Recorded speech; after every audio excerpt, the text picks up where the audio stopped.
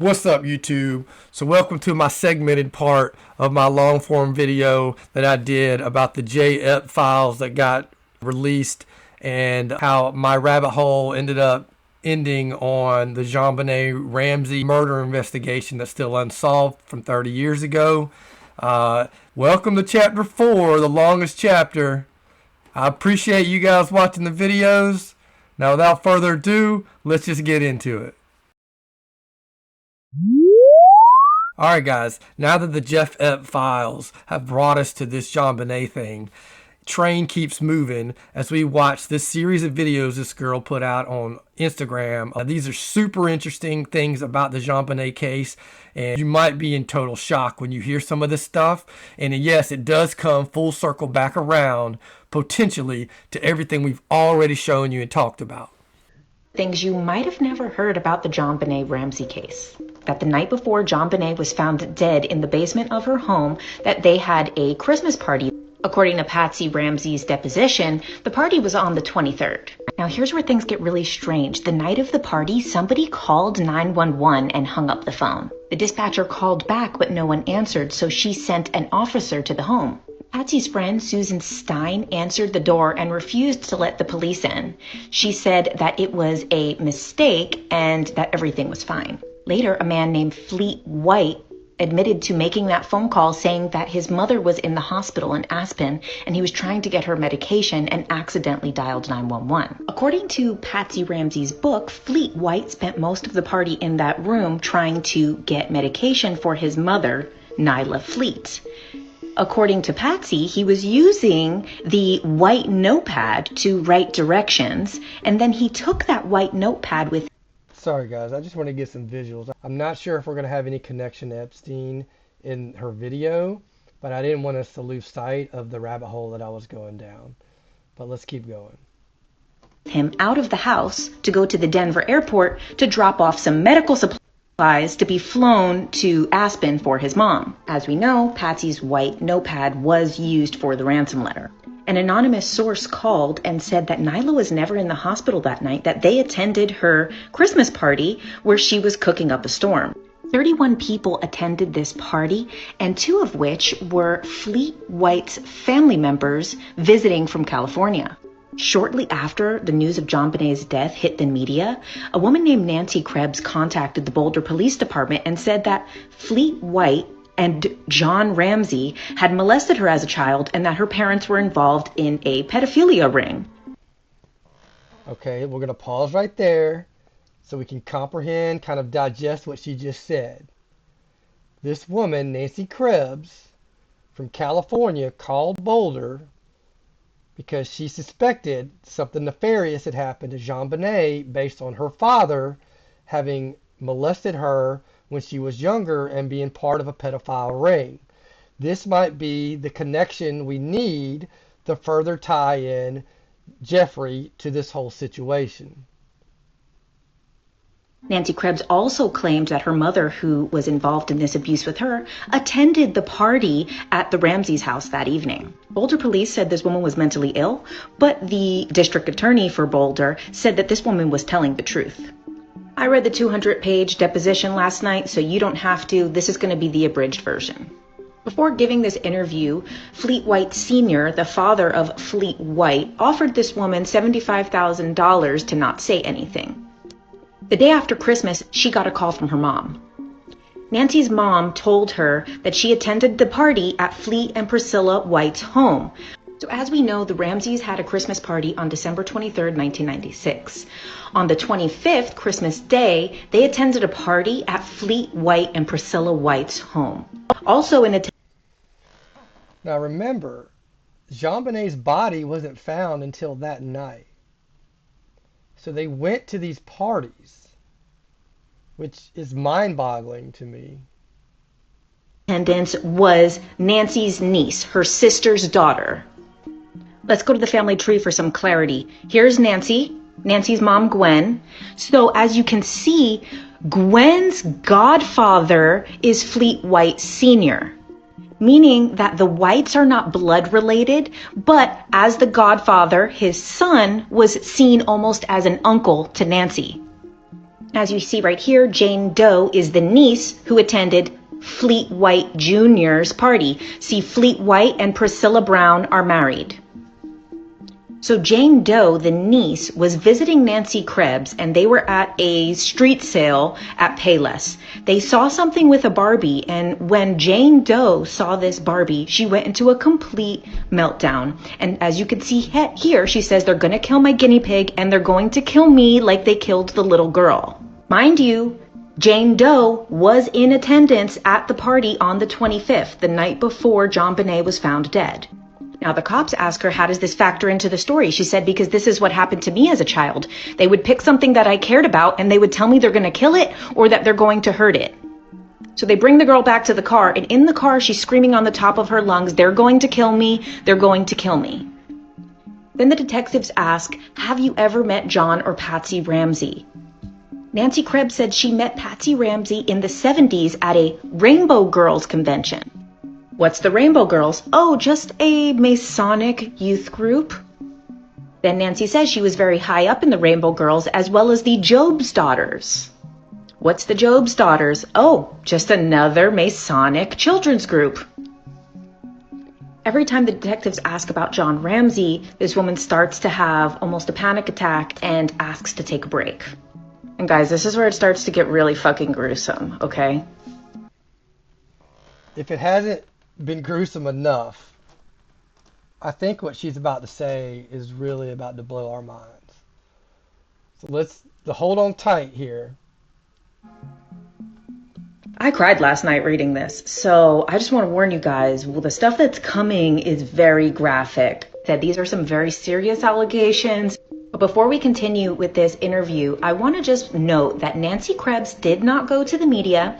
She did not sue. She did not make a penny off of telling this story. Nancy went to a therapist, to the Boulder police, and to the district attorney. She did not receive publicity or payment for anything. The only thing that she received was humiliation, defamation of character, and ridicule. I just want to say that she was in her 30s when she gave this interview, and JonBenet would be in her 30s today. And if JonBenet survived that night and lived to tell her story today, would we also accuse her of being mentally ill? Why is it that we only believe that something was wrong when people die, but then question the people who survived?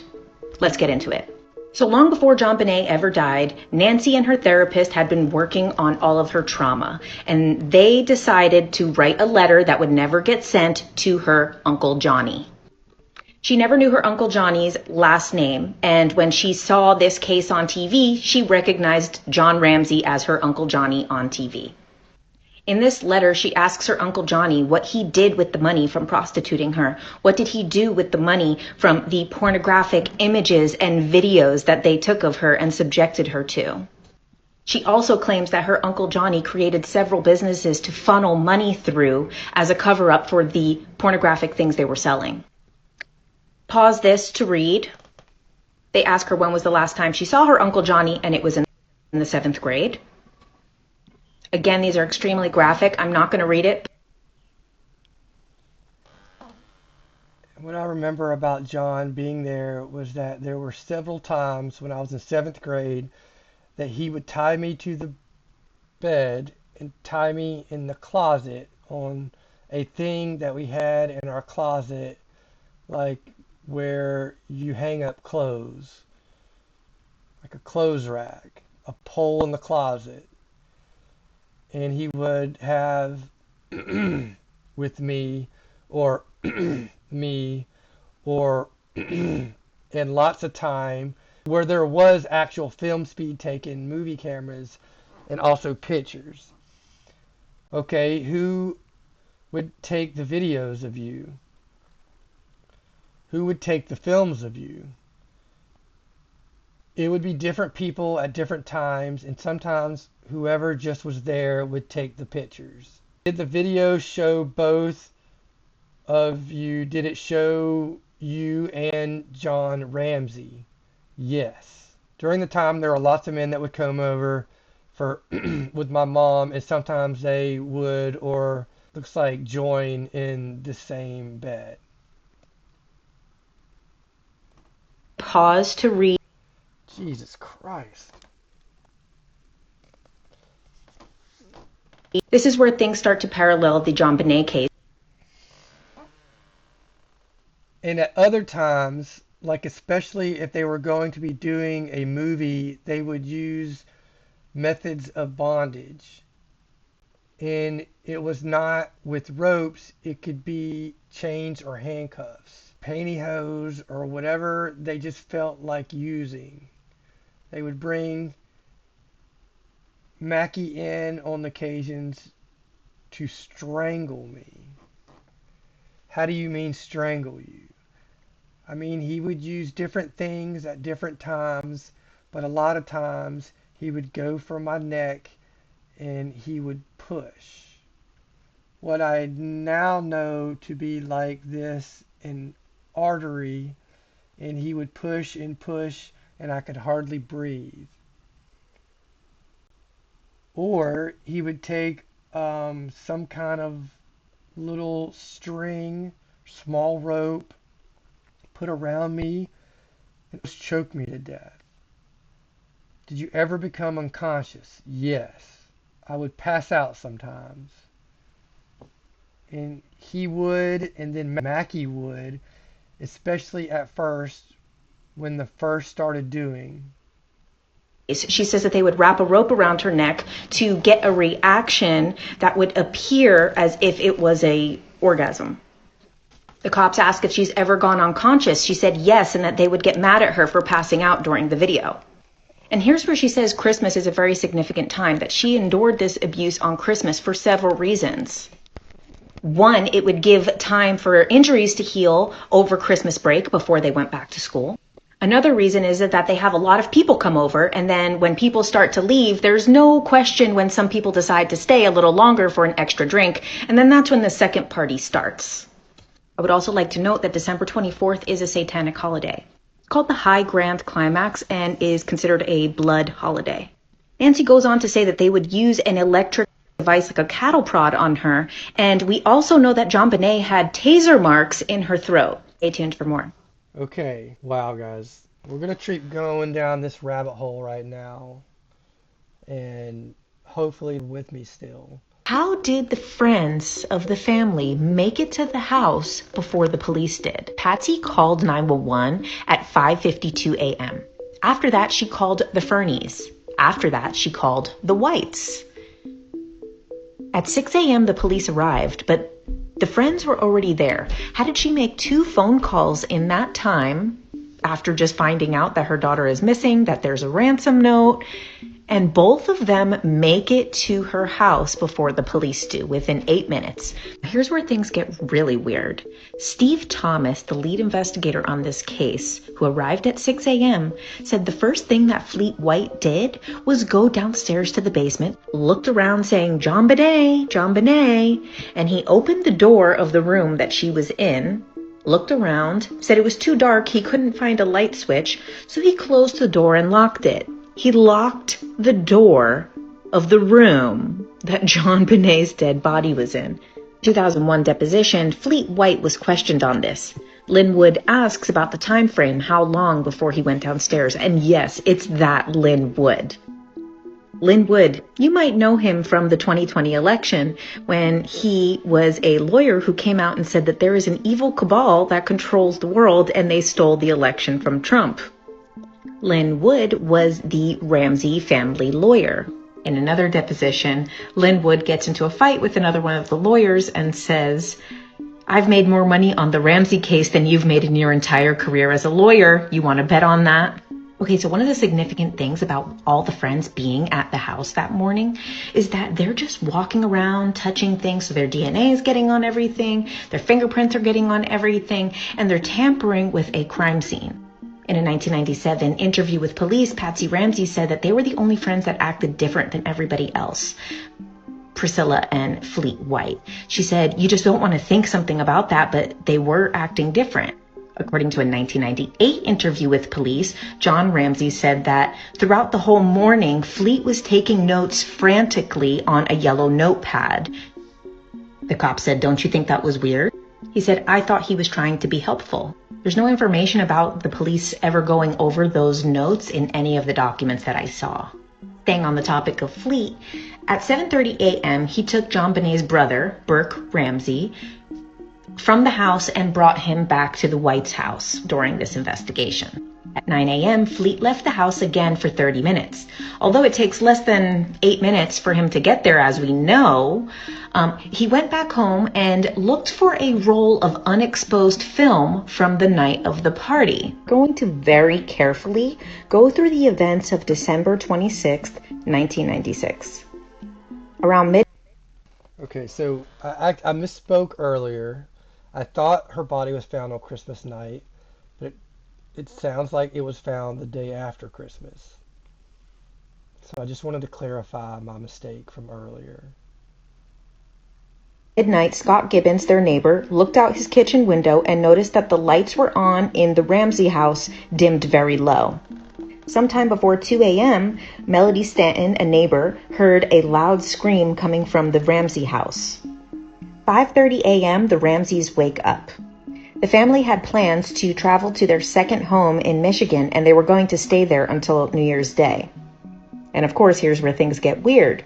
Patsy Ramsey woke up at 5:30 a.m., put on the same outfit from the night before, and redid her makeup the way it was from the night before. Meanwhile, John Ramsey went and took a shower. Around 5:45 a.m., she finds the ransom note. She goes to JonBenet's room and realizes she's missing. They both run into Burke's room to check if he's there. He's sleeping. 5:52 a.m., she calls 911. In the preceding 8 minutes, she made 2 phone calls. 5:55, the officers were dispatched. Officer Rick French claims to have got there at 5:59 a.m. The officer goes to the basement, looks around, but doesn't check the room because he was looking for points of entry, not for a body at this point.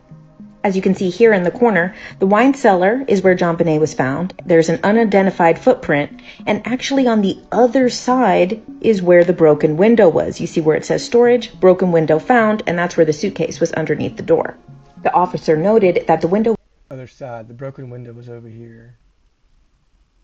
Was too small for anyone to fit through except for a small child. For the next hour, more detectives and friends arrived.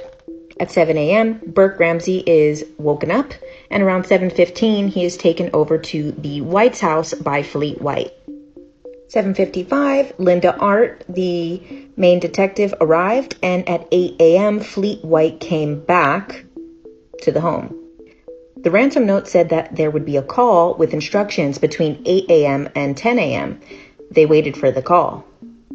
They got the money, which was $118,000, which was the exact amount that John Ramsey got as a Christmas bonus from his business. Bruh. What a specific amount to ask for in a ransom. $118,000. Exactly the same amount he got in his bonus. So now there's about a dozen people in the house between detectives, friends, there's victims, advocates there, just walking all over. 10 a.m., the kidnappers have still not called. 10:30, they finally sealed off JonBenet's room as a crime scene. At around 10:40 a.m., John Ramsey leaves the house to pick up the mail, even though they would receive the mail at their house. At 1 p.m., the detective said, "That's it. We need to search this whole house top to bottom." In her testimony, she says that the room went tense and quiet. John Ramsey bolts down the stairs to the basement and comes up holding his daughter's dead. Bro, this is getting crazy. About the JonBenet Ramsey case. Going to be investigating the investigators. So let's talk about Linda Arndt, the detective that was there on the scene that day when they found JonBenet's body. Who killed JonBenet? There's no doubt in my mind who killed JonBenet. Bro, look at her eyes. She looks possessed. And while this investigation is still ongoing, I don't think it's appropriate that I say that name out loud. Linda got there at 8:10 in the morning. She was asked, "What is your first impression of John Ramsey?" She said, "Cordial." The interviewer says, "Was he distraught?" She said, "He was cordial." She said, is he upset? Cordial. The morning that JonBenet was reported missing, we know that there was many police officers in and out of the house. Linda was the only detective that was there. As we know, the kidnappers were supposed to call between 8 and 10 a.m. When the call didn't happen, Linda noticed that the family had no reaction to the fact that the call didn't come in. They never even mentioned it. She said that Patsy and John stayed in separate rooms the entire morning until they found the body. As we know from the previous videos, at 1 p.m. she said, we're going to search this house top to bottom. And instantly, John Ramsey found the body and brought it upstairs. She said when she saw John emerge from the basement, holding JonBenet like she was a doll, my mind exploded. I saw black with thousands of lights. Everything I noted that morning that stuck out instantly made sense. We had a non-verbal exchange that I will never forget. At this point, Linda was the only officer in the home. She says, I leaned down to her face and John leaned down opposite me and his face was inches from mine. He asked, is she dead? I said, yes, she's dead. As we looked at each other, I remember tucking my gun right next to me and consciously counting the 18 bullets. She was asked, why did she count how many bullets she had? She said, because I didn't know if we'd all be alive when people showed up. Oh, I get a chill. She said, whoa. I knew what happened. I knew what happened to her. Some background on Linda is that she was actually specialized in sexual assault cases. Linda was removed from the case, and then she resigned from the Boulder police in the following March. She also sued the Boulder police, saying that they violated her free speech rights. She knew the killer was in the house. Mark Beckner, the police chief. Beckner was not the police chief when the crime happened. He took over for Tom Kobe. Kobe retired after public scrutiny because police did not secure the crime scene. In 2015, Mark Beckner did a Reddit AMA, which is an Ask Me Anything, a Q&A with Reddit users. Later, he said, I had no idea this was going to be public and regretted it and deleted most of the posts.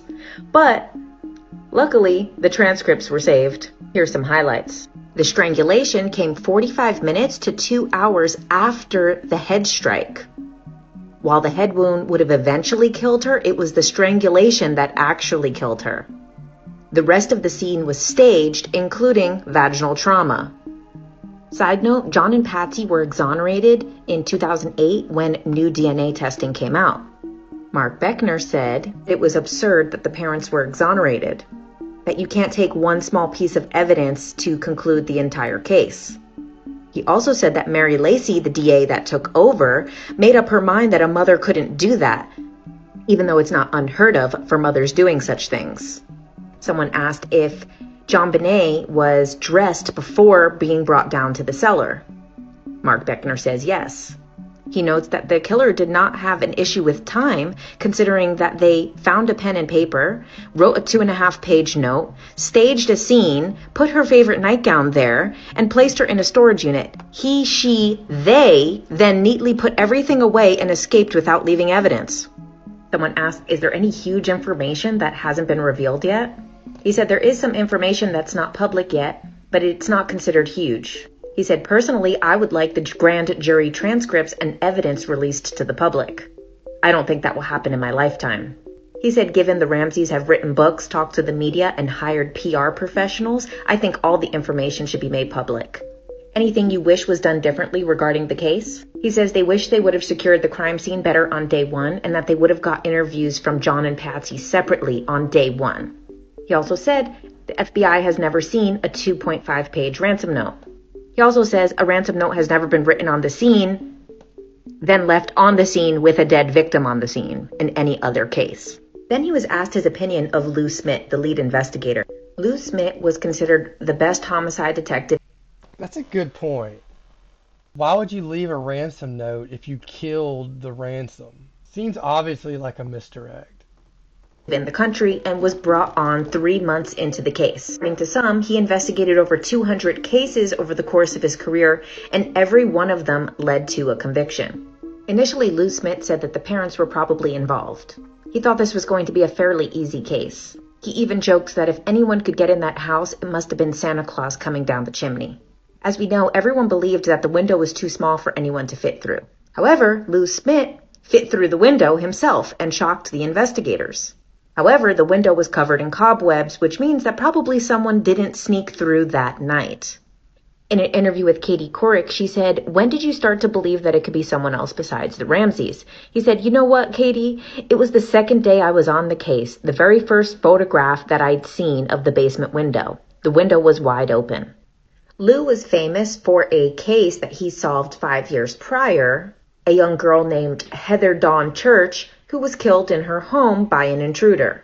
Some believed that he was using this as a formula as opposed to coming in with an open mind. According to people at the Boulder Police Department, he announced on his very first meeting, "I don't think it was the Ramseys." In the Heather Dawn Church case, everyone thought it was the father as well, but Lou Smit ended up proving his innocence and finding the intruder, who entered through a window. Lou Smit had many theories, and they took in a bunch of suspects over the course of the year, all of which were cleared. His other theories involved a footprint, which turned out to be from Burke, a pubic hair in JonBenet's bed, which turned out to be Patsy's, a scarf, which turned out to be John's, bike tracks, which turned out to be Burke's bike, all either led back to the family or inconclusive. Police Chief Mark Beckner, in his Reddit AMA, said that he thought that Lou was a great guy, but that he became too emotionally involved with the family. John Ramsey claims that Lou Smit was sent by God, and the two of them actually prayed together. Some people believed that Lou was paid off, but obviously there's no evidence of that. Eventually, Lou resigned from the case. He said, "Although I want to participate in the official investigation, I cannot in good conscience be a part of the prosecution of innocent people." Lou Smit died in 2010, and his dying wish to his daughters was for them to continue investigating this case. He told his daughter, "Please don't let this case die," and asked her to write down a name. He said, "Start with this name." What was the name? Who? What was the name? You want to off the cuff say John Ramsey. But then if this is going to come full circle, maybe there's another name. I doubt that would be the name. But then I didn't leave all this stuff up for no reason. Lou's daughters also set up a GoFundMe account. Okay, so this person's Instagram is JK_Jen. She looks like she has maybe 4 more videos here. And we're just going to keep tumbling down these. Welcome back to all the untold things that you probably haven't heard about the JonBenet case. Linda Hoffman Pugh, she was the housekeeper at the Ramsey house for 14 months up to the point of JonBenet's death. She began writing a book called Death of an Innocent, but she only wrote the first chapter. However, her lawyer did send out the chapter to anyone that asked for it. And here's some of the highlights from that chapter. She said that John and Patsy had absolutely no affection in their relationship. She never saw them touch each other, not even hold hands. She said that Patsy confided in her one day that her and John were no longer having sex, and that she was asking for advice on how she could get through it with him. She said that they had been fighting about her giving oral. The housekeeper said it was not usual for her to be so candid, but she said that his privates were salty and sour and that his pubes got caught in her teeth. As we know, Patsy Ramsey claims that she got dressed back into the clothes from the night before, and the housekeeper says that Patsy was the person who prided herself on never wearing the same outfit twice. She says that JonBenet and Burke had been driving Patsy crazy. She says that John would take a ton of melatonin to go to sleep and wouldn't have heard a cannon go off next to him. The housekeeper says that JonBenet did wet the bed before and that she saw Patsy bring her into the bathroom and that screams came from the bathroom. The housekeeper thinks that she took it too far. Another reason that police thought it was Patsy Ramsey was because the rope that was around her neck was tied to a piece of stick, which actually was from one of Patsy's paintbrushes. The housekeeper continues on and says, "You brought her down to the basement and you didn't realize that the Barbie nightgown was stuck to the blanket because you never had the sense to throw a static cling strip into the wash." The Housekeeper goes on to say, I can hear your voice in the note. You use the word hence. You use that word all the time. Also the line, use that good Southern common sense. I've heard you say that to John before. Damn. Now, on the contrary, the Ramseys said that Linda Hoffman Pugh was the first person they thought could have done it. According to the Ramseys, she's the one who had a key to the house. She called several days earlier asking for more money because she was on the verge of being evicted. Linda was the person who took the paint supplies down to the basement the day of the party. Later, a neighbor named Susan Bennett reported to the cops that Linda's husband and daughter were in pornographic videos online. We are going to get into the accusations against her husband, but first, when police came to Linda's house and told her that JonBenet had been murdered, she was hysterical. She was shaking. The police asked her to do some handwriting samples, and she was shaking too bad to write them in the moment. As we know, Linda was the only person who had a key to the house. The police asked her to make a list of everyone that would frequent the house, and they asked about the key, but she couldn't find her key. Linda also knew that the dog would not be in the home that night because she was the one taking care of it at her house. In tabloid interviews, she told the media that there's no way a stranger could have done this because she didn't even know about that secret room in the basement where JonBenet was found. However, her husband Mervyn Pugh was there on the 23rd before the party, helping her bring Christmas trees up from that room. There's some discrepancy about whether the Christmas trees were in that room or in the basement. There's accounts of both. She said she spent 3 hours bringing Christmas trees up from the basement because there was a Christmas tree in every single room of the house. Linda also claims that she washed the windows in the basement around Thanksgiving, even though John Ramsey said that he broke that window during the summer. Here's where things get really crazy. When they checked the shed at her home, So that caught John in a lie. John definitely seems implicated into this. there was 3 rolls of the same black duct tape that was on JonBenet's mouth. There was also similar white nylon cord which was used to strangle her. Some of that cord was attached to a stick. Also, a identical white lined notepad was found in their house, and she said it might have possibly been from the Ramsey house. She also had the same felt tip pens in her house, which the ransom letter was written with. Mind you, she was very familiar with Patsy's handwriting because they used to leave notes for each other of what needed to be done around the house. It's also possible that because she worked in the house, she could have seen pay stubs that said how much his bonus was that year. JonBenet's grandmother made a statement that the housekeeper told her, "Aren't you afraid that she's going to get kidnapped just letting her out like that?" When police questioned her husband Mervyn, he said, "Is she missing or dead? How did she die? Was it natural or strangulation?"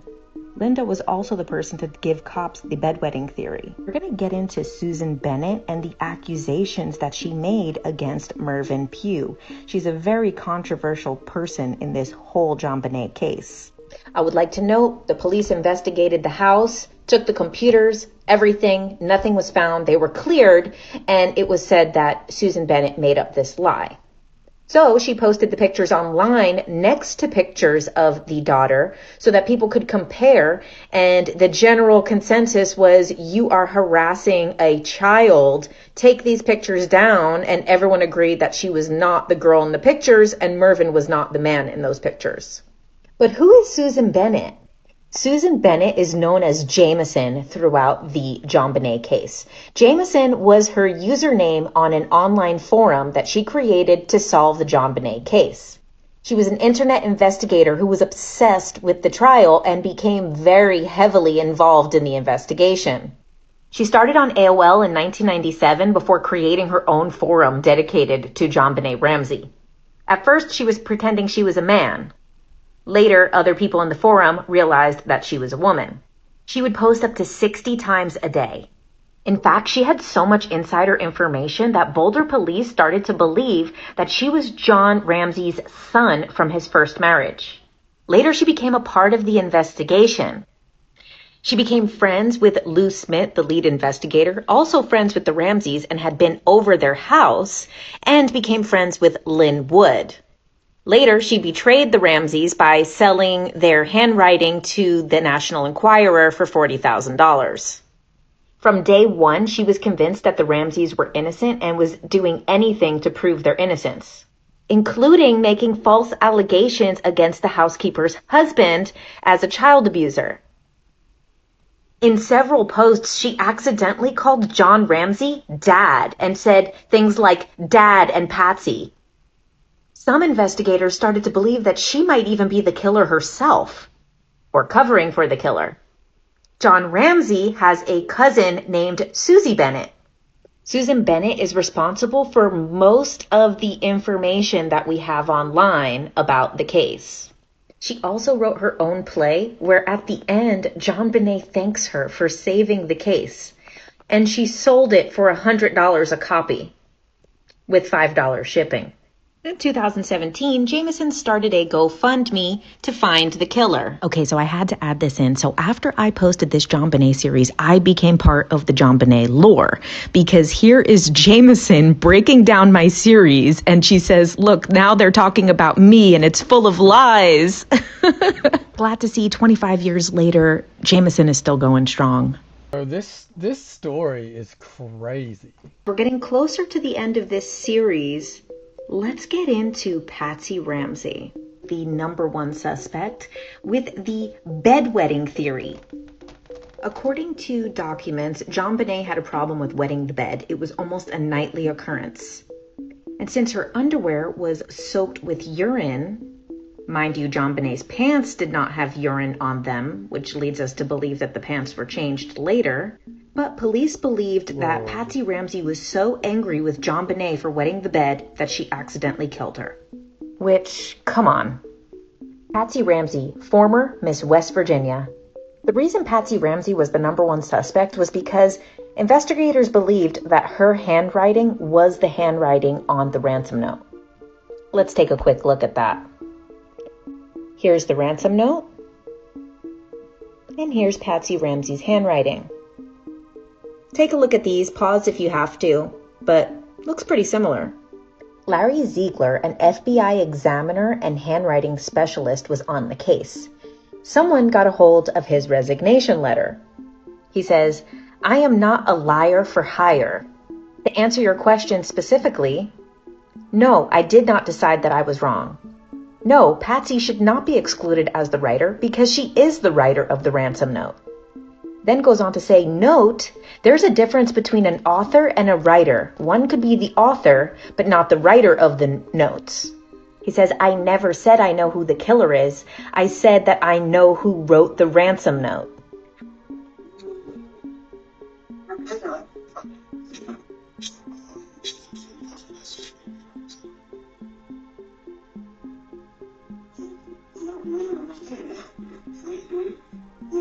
Experts said that ransom notes are never this long, and therefore determined that this was a fraudulent ransom note. They also note that there's a quote from a Clint Eastwood movie in here where there's a ransom note in Dirty Harry where they say, the girl dies. The writer of the ransom note also said his name, John, 3 times throughout the note. They say this is rare and it indicates that the writer might have known him personally.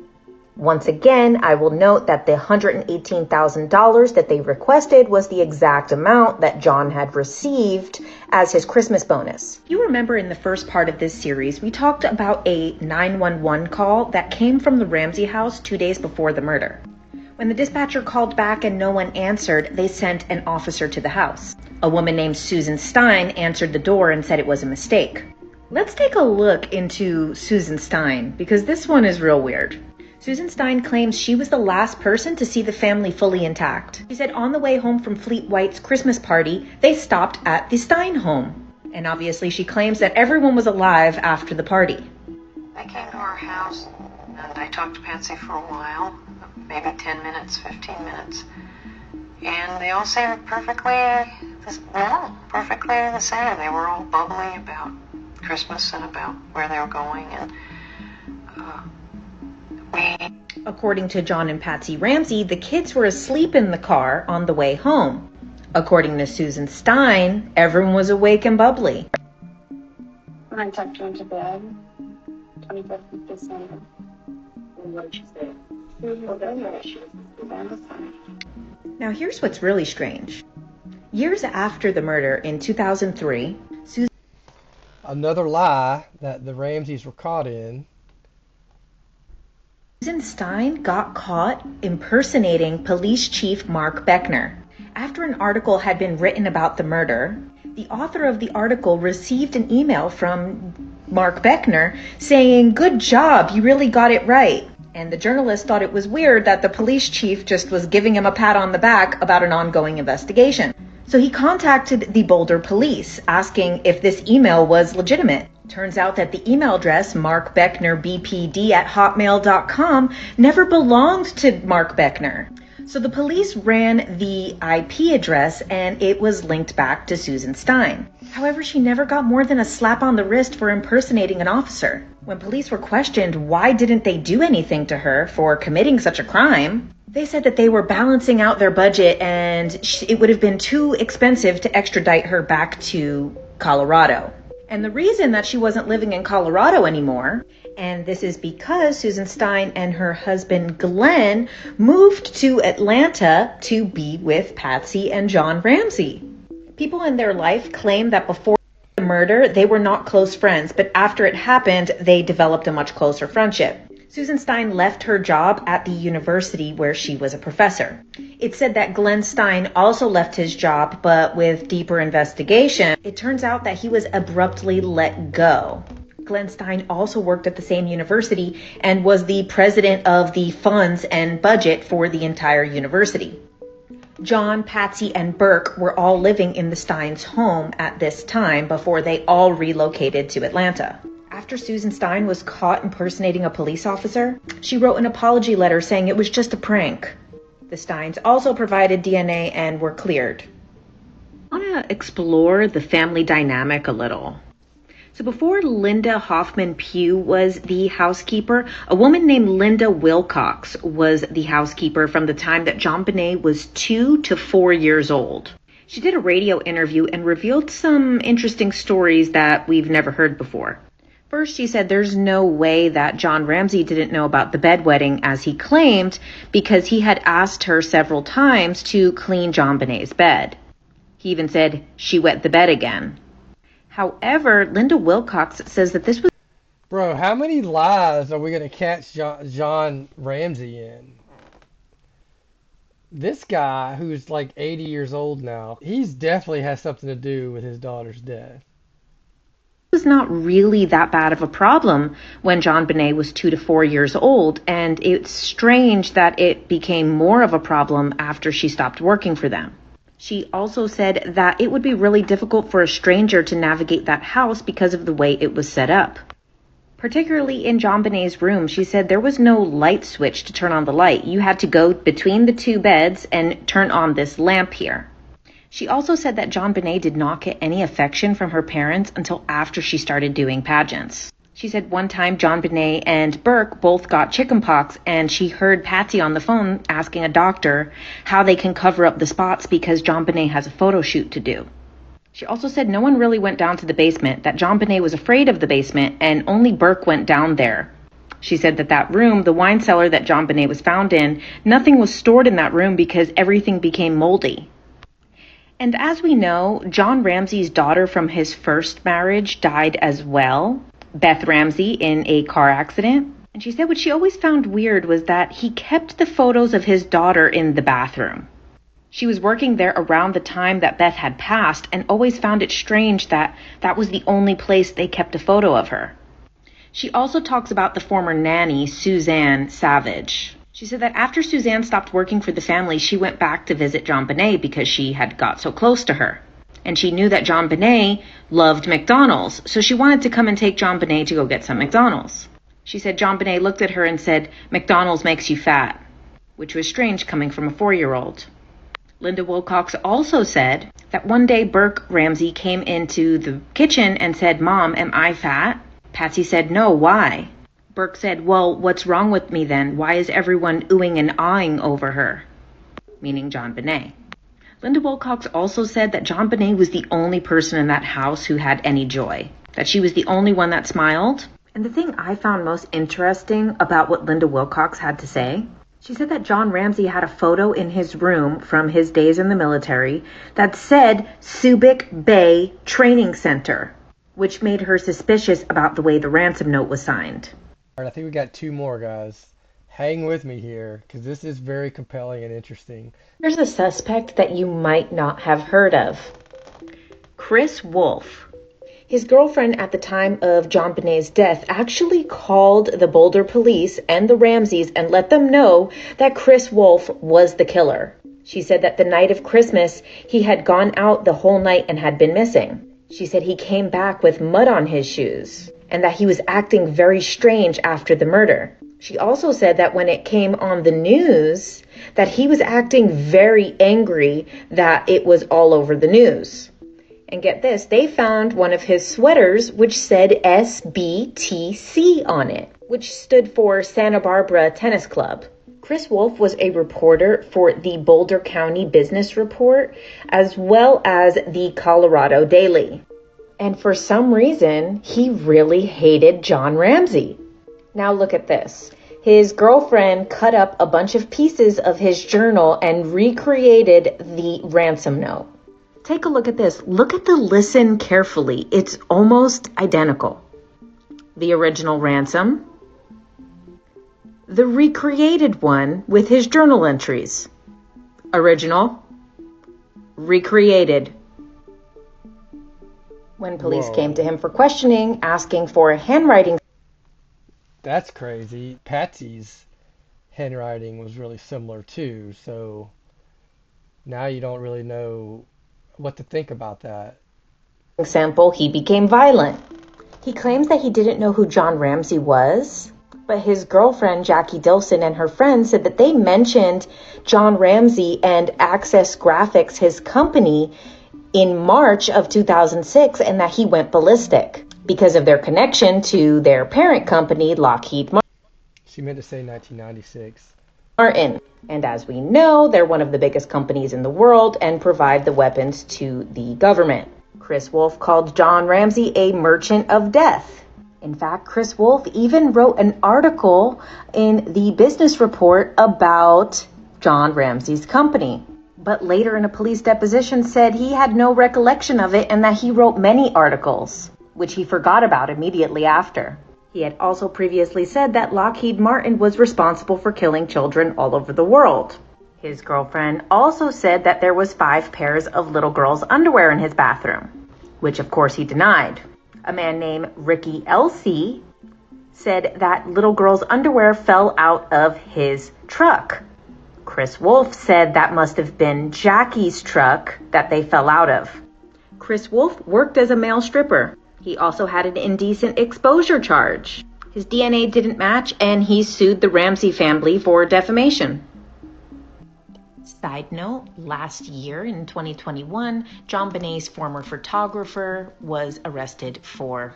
We're going to talk about a couple of the people who confessed to this crime.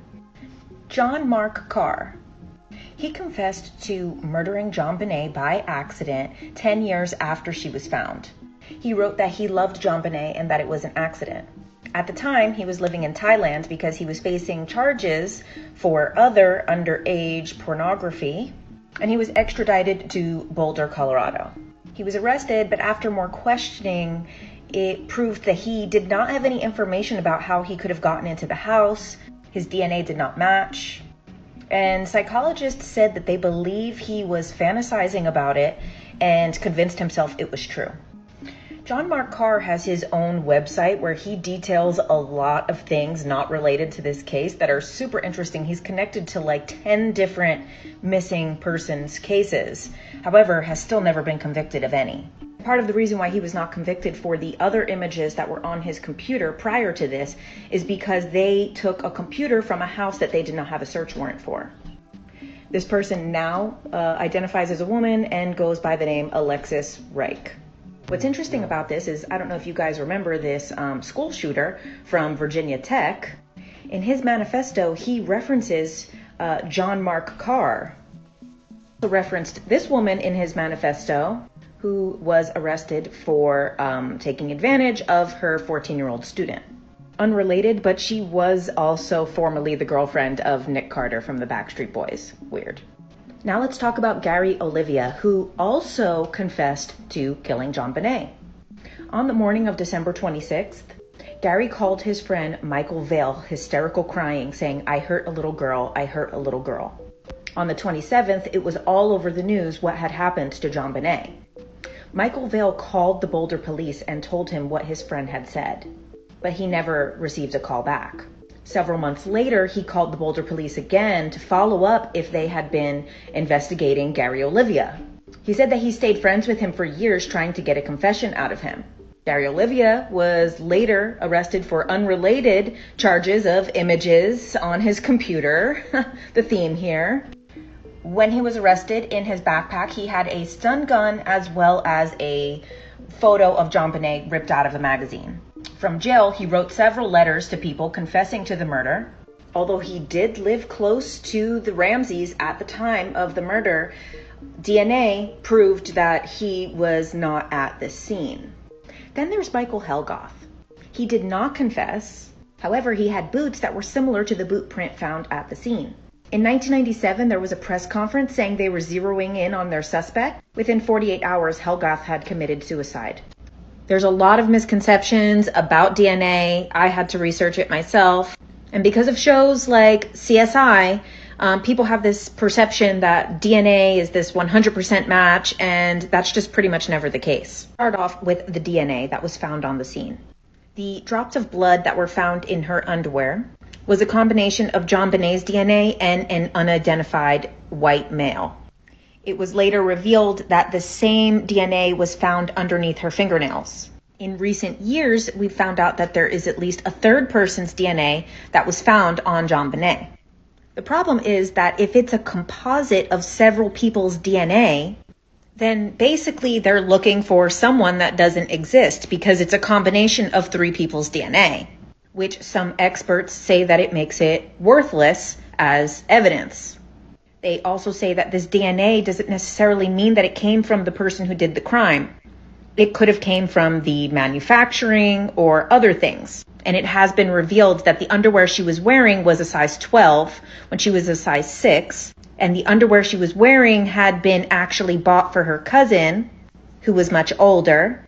And that the underwear were ripped out of a brand new package and put on her, which led some investigators to believe that the DNA would not be matched because it was coming directly from the manufacturer. Mark Beckner and other investigators have said that exonerating anyone based on DNA alone is actually not realistic in any case. So I want to provide you guys with the list of everyone that was tested for DNA. The list goes on, and it continues here. It said that DNA is 95% accurate, although when it comes to paternity testing, it's wrong 30% of the time. 25 years ago, we had much different testing available. Since then, they've found testing called touch DNA or trace DNA. This was how the Ramseys were exonerated in 2008. 2015 study, 2 people shook hands for 2 minutes. Later, one of them touched a knife. 85% of the time, both people's DNA showed up on the knife. There's also been several cases of people planting DNA. In the case of Adam Scott, where there was some type of spitting incident and someone took the spit to the scene of a rape, and he spent 5 months in jail before it was revealed that his DNA was planted there. Experts, a 100% match is extremely rare.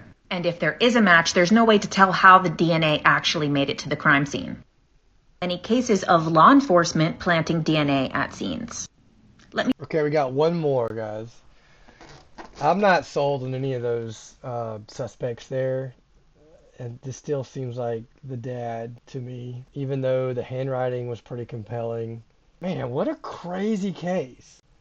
No wonder it hasn't been solved 30 years later, because it's just all over the place. talk about some of the weird and freaky things connected to this case. On December 24th, JonBenet went to her friend's house. The friend's mom was talking about like, oh, JonBenet, how did you like having Santa at your house? Quote from the book Perfect Town, Perfect Murder. JonBenet told her friend's mom that Santa Claus promised he would make a secret visit after Christmas. The woman said, oh no, Santa comes tonight. JonBenet said no, he said he was coming after Christmas and that it was a secret. And this Santa teddy bear was found in her bed even though no one knew where it came from. The strange thing was that animal hair was found all over JonBenet, including under the duct tape that was on her mouth. Ramseys did have a dog. They had a Bichon Frise, which was a white dog, and it was dark animal hairs that were found on her. After testing, it was believed that they were from a beaver. A homicide detective named Perry Freeman from Colorado Springs, who had formerly worked with Lou Smith, says that he received a call from an anonymous tip line. The volunteer who was answering the phone freaked out and said, here, take this. When the detective came on the line, the person said, listen carefully, I'm not going to repeat it again. The call said that they know who did it, that it was a pedophile ring of elite and powerful people, that it was an accident and that they did it with a garrote, which is the way that she was strangled. According to Perry Freeman, this was before anyone knew about the garrote. Since Boulder was far out of his jurisdiction, he just called the detectives working on the case and gave them the anonymous tip. Years later, he talked to his friend Lou Smith and said, did anyone ever follow up on that? Lou said that he saw a note about it somewhere, but it's not something they were looking into. You can check out his YouTube page. Bruh, you gotta be kidding me, dude. Where he describes the call in greater length. This one is really interesting, although it can't be proven that this is where this information came from. If you look up Dean Ryan, he created a short film where he claims that these documents were given to him. The person who gave these documents said they had a private conversation with Judge William H. Long.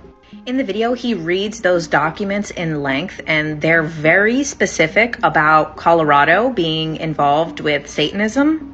According to this private conversation, the person claims that Judge William H. Long also said that it was a pedophile ring. He said that JonBenet was used to her dad and 2 other guys, but that night it was 7 people, and he does name some of those 7. Bro. Another people in that YouTube video. This one. Although unproven, many people believe that this picture of JonBenet. Okay, now we're back full circle, guys. Here it goes. Thank you for tying this in on the last video. Look at this, guys. I'm telling you. Is with Ghislaine Maxwell. What do you think? Ghislaine or not, there is a connection. They both hired the same attorney, but they've represented many people. Harvey Weinstein. Read about some of these other cases too. I continue on with the Nancy Krebs deposition. I just want to recap. Nancy Krebs claims that Fleet White and John Ramsey abused her as a child. So the most important parts of the Nancy Krebs story is that they asphyxiated her with a rope, that these type of pedophilic parties occurred on Christmas, that they used a stun gun or cattle prod on her neck. Just like JonBenet. Just like JonBenet. And here's the last one. Nancy claimed that her abusers would hit her on the top of the head because it wouldn't leave marks that were visible. And according to the medical examiners, JonBenet died from the blow to the head. Or she would have died from the blow to the head had she not been asphyxiated. Now, as you can see here at the end of the deposition, Nancy says, so what's going to happen to me? And the detectives say, what do you mean what's going to happen to you? She's like, are you guys going to protect me? They're like, I don't know, we can call someone. Which is really disappointing that she waited 30 years to tell this story and doesn't really receive any support from it. This is her lawyer here saying that she has some concerns that the law enforcement might be influenced by wealthy people, and she's concerned for her safety. Oh my God, of course they are. This is probably why it hasn't been solved yet, with all this evidence just blatantly out there. And then down at the bottom, tape ends abruptly. We're going to talk about some of the psychics connected to this case. Yes, that's right. I said psychics. Dorothy Allison, a psychic who had worked with police all across the country to help solve crimes. She worked with a police sketch artist to do this drawing of who she saw the killer was in her psychic vision. She believed that the family was innocent and that this intruder was a handyman who had fixed the plumbing 2 weeks prior. The Ramsey family even put this up on their website. Later, when they were questioned about it, they said that they had no control over their own website. Dorothy also said that this man was either named Irving or Irvin, some resemblance to Mervyn Pugh, husband of the housekeeper. Now, the reason I'm including this is because Lou Smith, as we know from the previous part, he solved a famous case with Heather Dawn Church. Dorothy was involved in that case. She called the police and said that she knew who the killer was in the Heather Dawn Church case. She said his name is Brown, but it's not spelled like the color. In that case, the fingerprints on the window were linked to Robert Charles Brown with an E.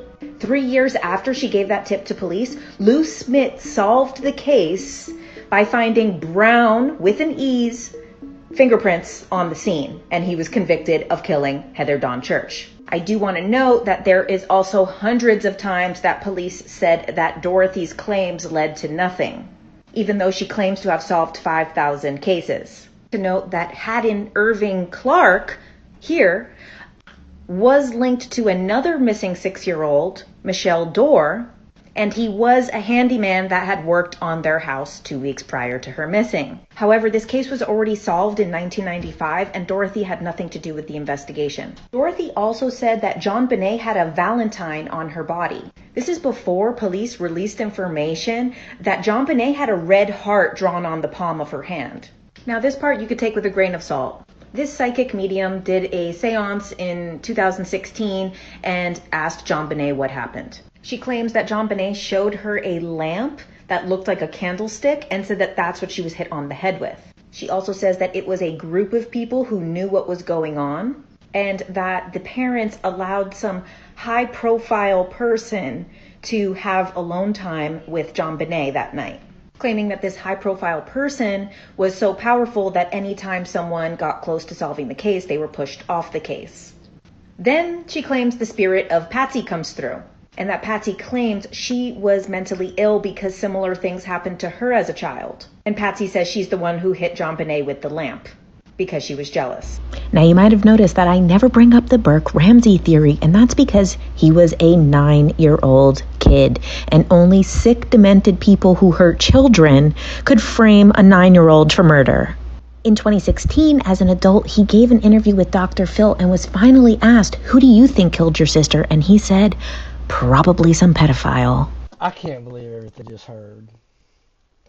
And she even brought this picture here back into the fold on that last video. That was a lot of information. That was probably information overload for you guys. But if you stuck with me this long, thank you. I really appreciate it. And I hope that this information was enlightening for you, because this is just blew my mind. It seemed like a lot of it kept going back to like John Ramsey getting caught in lies, or somebody talking about a pedophilic ring. I'm trying to stay away from getting flagged on this video with too many bad words, but like it's probably too late for that. But for her to bring back this picture, this is crazy to me. Alright guys, that's the video. Another chapter is going to be coming up on the playlist. Leave me a like, I would appreciate it. I worked really hard on this one. This rabbit hole I didn't think was going to end. But anyway guys, leave me a like, and thanks a lot. I'm your Huckleberry. We'll check you next time. You're a daisy if you do. Peace.